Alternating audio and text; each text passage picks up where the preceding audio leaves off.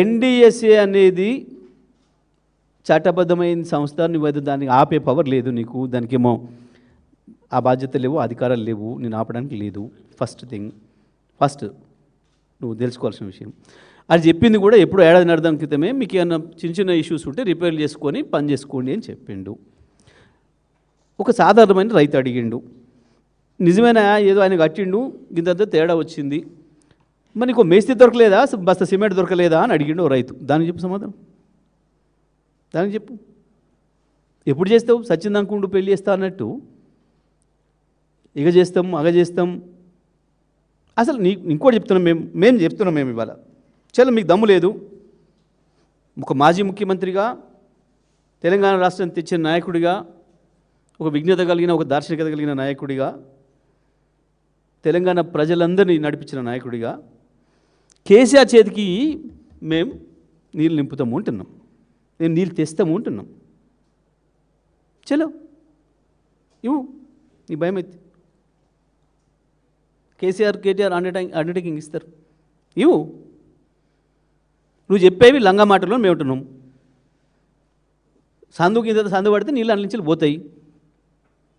నీళ్ళు పోని ప్రాజెక్ట్ లేదు ఇప్పటివరకు ప్రపంచంలో, ఉండదు. లీకేజ్ లేని ప్రాజెక్ట్ ఉండదు. మేము వాటి జోలికి పోవట్లేం. ఏంది, నాగార్జున సార్ కట్టేటప్పుడు ఎన్నిసార్లు కొట్టుకపోయింది, పోలవరం కడుతుంటే ఎన్నిసార్లు కొట్టుకపోయింది. ఒక్క పోలవరంలో కొట్టుకపోయిన దాని ఖర్చు 2700 కోట్లు తెలుసా? కొట్టుకపోయిన దాని ఖర్చు 2700 కోట్లు. కట్టింది ఇదే మొనగానే ఎన్ఏసీ. పోలవరం కట్టుతుంది ఎన్డీఎస్సీని. ప్రాజెక్టులు సహజం, ప్రపంచంలో ఎక్కడైనా నీళ్ళతోనే ఆట. కాబట్టి ప్రాజెక్టులు కట్టే సమయంలో ఒక్క ప్రాజెక్టు కూడా ఇది నీళ్ళు కట్టే సమయంలో నష్టపోకుండా జరిగింది అనేది లేదు. ఇంకా ఆ మాటకు వస్తే దాన్ని అద్భుతం చేసి చూపించింది కేసీఆరే. తక్కువ నష్టంతో ఎక్కడ చిన్న ఇబ్బంది రాకుండా ప్రాజెక్టును పూర్తి చేసింది కేసీఆరే. ఎన్డీఎస్ఏ చెప్పేదన్నమాట అబద్ధం, పూర్తిగా శుద్ధ అబద్ధం, తప్పించుకోవడానికి ఆడుతున్న నాటకం. సవాల్ విసురుతున్నా.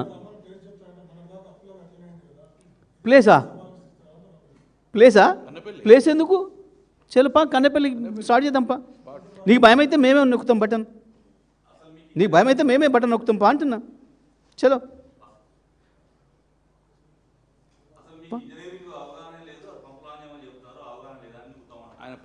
నేనేమంటున్నా, నీకు అవగాహన ఉందా, నాకు అవగాహన ఉందా లేదా నేను మాట్లాడలే. నీ అంత తెలివి మాకు లేకపోవచ్చు, ఎందుకంటే ఆంధ్ర నీళ్ళు పోవడానికి పోయి నాగార్జునసాగర్ గేట్లు ఎత్తే తెలివి మాకు లేకపోవచ్చు, శ్రీశైలం గేట్లు ఎత్తి ఆంధ్ర నీళ్ళు పంపేంత తెలివి మాకు లేకపోవచ్చు. కానీ కట్టించింది మేము. ప్రతి నిమిషం ప్రతి క్షణం కేసీఆర్ కష్టం ఉంది దాంట్లో, కేసీఆర్ విజన్ ఉంది దాంట్లో. మేం దీపోయే నాటికి మంచిగా ఉన్నాయి ప్రాజెక్టులు, ఏ ఇబ్బంది లేదు. మేడిగడ్డ ఇష్యూనే కాదు మేము అంటున్నాం. చలో పని చేద్దాం పట్టు, నువ్వొద్దు నేనొద్దు, నీకు నచ్చిన పత్రికలు ఉన్నాయి కదా, మాకు నచ్చిన వాళ్ళు కూడా కాదు, నీకు నచ్చిన పత్రికలు ఉన్నాయి కదా, గా ఎడిటర్లను లేకపోతే వాళ్ళ రిపోర్టర్లను పంపించి చెప్దాం బటన్ ఆన్ చేయమని. ఓకే,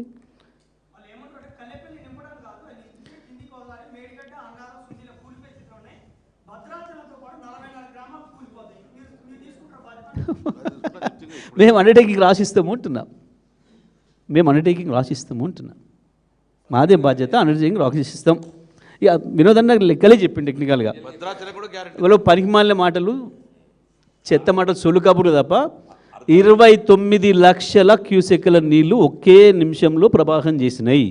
29 లక్షల టీఎంసీలు అంటే మీ అవగాహన కొరకు, మీ మీన్స్ మీ ఉత్తమ్ కుమార్ రెడ్డి అవగాహన కొరకు చెప్తున్నా, 250 నుంచి 260 టీఎంసీల నీళ్ళు ఒకే నిమిషంలో పోతే కూడా భద్రాచలం ఉంది.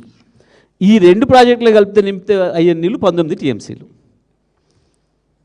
ఇవాళ ఇప్పుడు పోతుంది కదా వరద, గంట కంటే ఎక్కువ వరద పోదు, 2 పోతే కూడా. అర్థమైందా? పోవు. నేను ఇంకోటి చెప్తున్నాను, పోవడానికి స్కోపే లేదు. ఎందుకు అంటే మేము వీళ్ళ చేతికి ఇచ్చే నాడు, ఈ చేతగా రండాల చేతికి ఇచ్చే నాటికి కూడా నీళ్ళు ఉన్నాయి అందులో. ఈ రండాలు వచ్చి నీళ్ళు తీసేసారు, రెండిట్లో నీళ్ళు ఉన్నాయి. నీళ్ళు గిన్నె పోతున్నాయి ఆ సందర్భంగా దాన్ని తీసుకొచ్చి ఇంత పెద్ద ఉంచుండు. పైన కానీ నీళ్ళు ఉన్నప్పుడు కింద నీళ్ళు పోవా?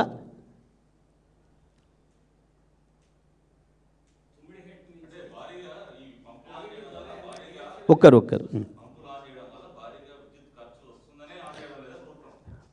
ఇందులో 3 విషయాలు ఉన్నాయి. ఒకటి, వీళ్ళు ఆంధ్ర భాషల కుట్రలు ఉన్నాయి. 2, ఇసుకను మంద మీద పడ్డ తోడేళ్ళలాగా వేల కోట్ల రూపాయలు ఇసుక దందాతోని 3 ప్రాజెక్టుల నుంచి ఇసుక తోడుకొని 100,000 కోట్ల రూపాయలు వీళ్ళ జేబులకు వేసుకుంటున్నారు. 3, కరెంటు బిల్లులు కట్టడం చేతగాక. ఎందుకు కట్టాలో ఉచితంగా రైతులకు కరెంటు బిల్లులు? బయట ఆ పైసలు ఉడకనిస్తే కమిషన్ వస్తుంది కదా, ఇది కమిషన్ రాదు. మళ్ళీ ఇంకో పంచాయతీ దాంట్లోనే ఈ రైతులు పంట పండిస్తారు. పంటకు పండించాలంటే ఇప్పుడు ఇతరాల పంచాయతీ, ఎరువుల పంచాయతీ. ఎరువులు ఏమంటారు? ఎరువులు ఇచ్చిన తెల్లారి పంట పండించి తెచ్చి కొనమంటారు, మద్దతు ధర. దానికి మళ్ళీ బోనస్ అదనంగా చెప్పిన గొప్పలు పోజులు కొట్టి ఉత్తర కుమార మాటలు మాట్లాడి చెప్పిన బోనసు కొనాలి. ఇన్ని పంచాయతీలు ఎందుకు? ఆ పైసలు అనుకున్న పైసలు కమిషన్ వచ్చే మంచిగా గది మంచిగా సుఖంగా ఉన్న పని చేసుకోక కష్టం ఎందుకు చేయాలి? ఎస్,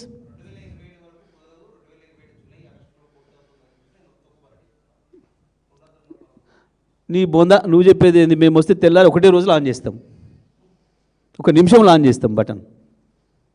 అప్పటిదాకా ప్రజలేం ఉండనియరు అనుకుంటున్నామేమో.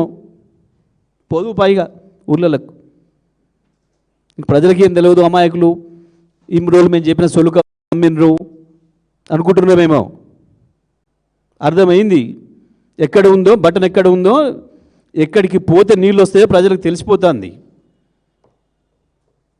ఇక నడవవు ఈ డ్రామాలు, ఇంకా నడవవు. ఇక ఈ 1,00,000 కోట్ల అవినీతి డ్రామాలు, కొట్టుకపోయిందన్న డ్రామాలు నడవవు. ఇక బలి పేరు దొరికింది నీకు.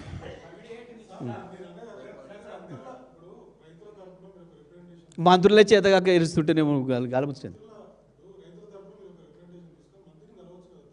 ఎవరైనా ఎందుకు మంచి బహిరంగంగా చెప్తుంటే ఇప్పుడు నువ్వు చెప్పేది వినబడతలేదా? నువ్వు ఇంతలాగా చెప్తున్నావు కదా, వినబడతలేదా?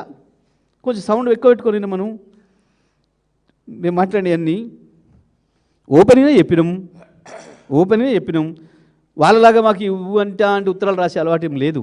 రాస్తాం సందర్భం వచ్చినప్పుడు, కానీ ప్రజల ముందు పెడుతున్నాం పంచాయతీ దా. మేము ఉత్తరం రాస్తే వెళ్తామంటే నాయకులకు సిద్ధంగా నువ్వు చెప్పినా కదా, అండర్టేకింగ్ ఇస్తామని కూడా చెప్పినాం కదా. అడగండి కుమార్ రెడ్డిని, అండర్టేకింగ్ ఇస్తుందంటే బీఆర్ఎస్ పార్టీ తీసుకొని వెళ్తారా లేదా వాళ్ళకి ఇస్తారా అడగండి. ఓపెన్ ఛాలెంజ్ చేస్తున్నాం కదా, రహస్యమేముంది? సాటుకు చెప్పలే కదా నేను శ్రీనివాస్కి, ఓపెన్గా చెప్పినాం కదా, మేము సిద్ధంగా ఉన్నామని చెప్పినాం.